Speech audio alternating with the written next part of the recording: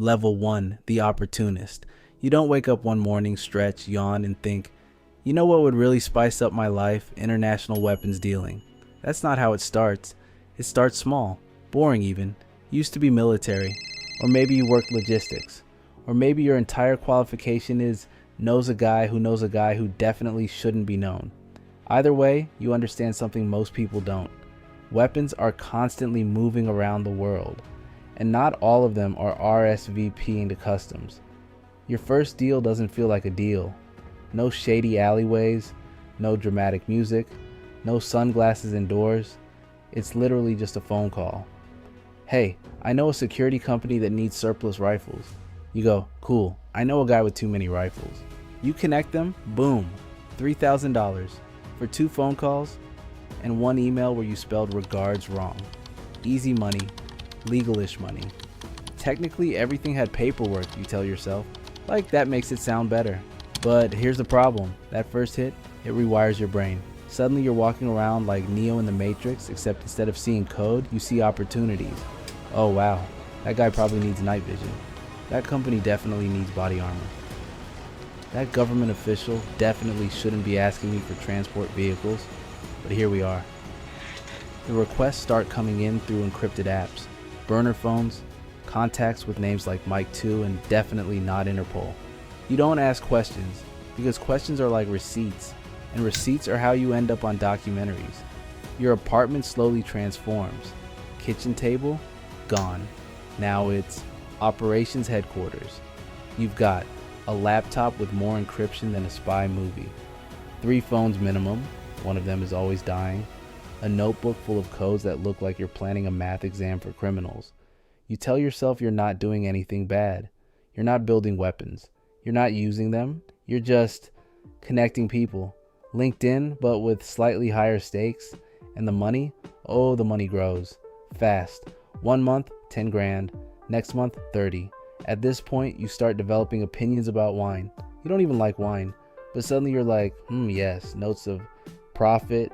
You upgrade your apartment, you travel more, you learn important life skills like which airports ask fewer questions, which border crossings are basically just vibes, which officials appreciate tips.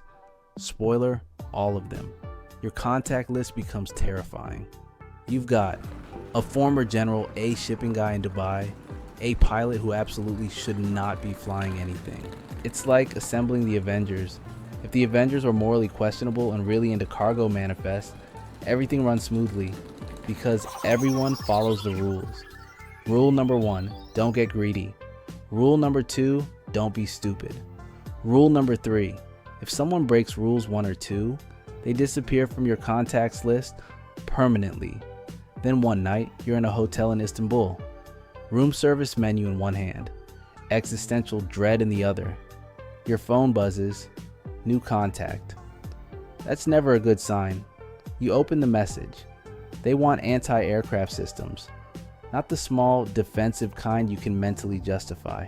No, the kind that makes the news, the kind that comes with phrases like international incident.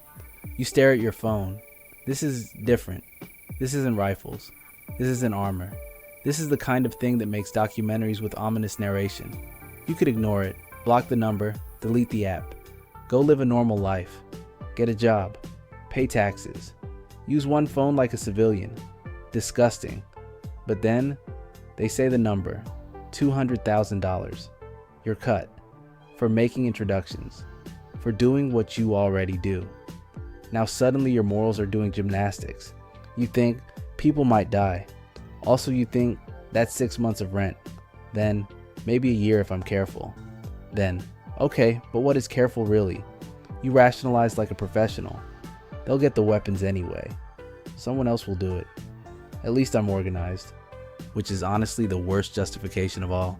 Congratulations, you're efficient at bad decisions. You reply, 3 words, tell me more. And just like that, you've leveled up. Next day, you're in Belgrade. Because of course you are. No names, no details, just vibes and a location. You sit at a cafe, order coffee, don't drink it. Because in this line of work, beverages are just props. A guy sits across from you, mid-40s, expensive watch. The kind of calm that says, I've seen things and none of them were good. He doesn't introduce himself, Because names are for people with LinkedIn profiles. He slides you a burner phone, you scroll, and yeah, this is real. This is serious. You're in a different movie now territory. He finally speaks. Delivery in 6 weeks. Half payment up front, half after confirmation. Your job? Find the buyer. Arrange transport, disappear. Like a magician, but less wholesome. Then he leaves, just gets up and walks away. No goodbye. No nice meeting you. Just vibes. Now you're sitting there, holding a phone that feels like it weighs about 50 kilograms. Around you? Normal life. Tourists taking selfies, people eating pastries, someone arguing about oat milk. Meanwhile, you're holding the plot of a crime thriller. This is the moment. The big decision. The turn back now sign. Except, it's more like a suggestion. You go outside, walk aimlessly. Classic main character processing trauma scene. You end up at a park. Families everywhere. Kids playing. Normal, peaceful life. Which somehow makes everything worse. Your brain starts the debate. If not me, someone else. True. The weapons already exist. Also true. The conflict will happen anyway. Still true. You might as well get paid. Ah, there it is. The final form of rationalization. You check your bank account. $43,000. Enough to quit. Enough to start over. Enough to be normal. But then reality hits. What job are you getting? Hi, yes, I have experience in international logistics. Any references? Not ones I can legally name. Yeah, not a great. You realize something uncomfortable. This is what you're good at. This is your skill set, which is a weird thing to admit about illegal global operations.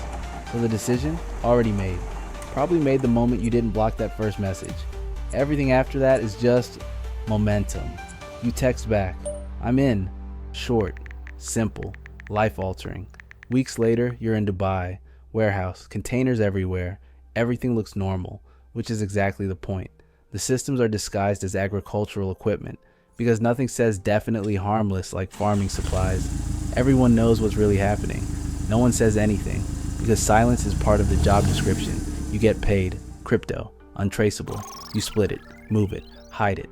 200,000 becomes real. And here's the scary part. It feels normal. Your phone buzzes again. New contact, new offer, bigger. Because of course it is.